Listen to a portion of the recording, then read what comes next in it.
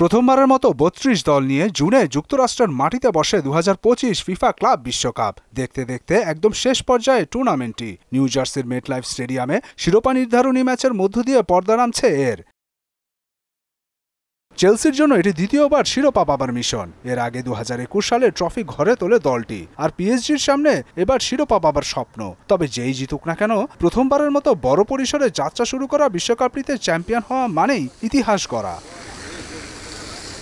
দু দলই নিজেদের সেরাটা দিতে একাদশ সাধ্যমতো প্রস্তুত রেখেছে।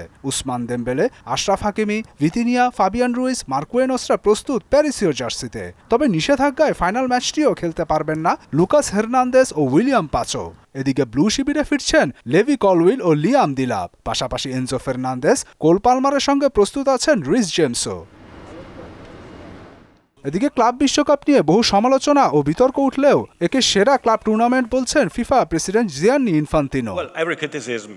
সব সমালোচনায় আমরা গ্রহণ করেছি, পর্যালোচনা করছি এবং বিষয়গুলো নিয়ে কাজ করছি যে কিভাবে টুর্নামেন্টটা আরো সুন্দর করা যায়। এটা বলা উচিত নয় যে ইউরোপের সবাই একে বাজে বলেছে।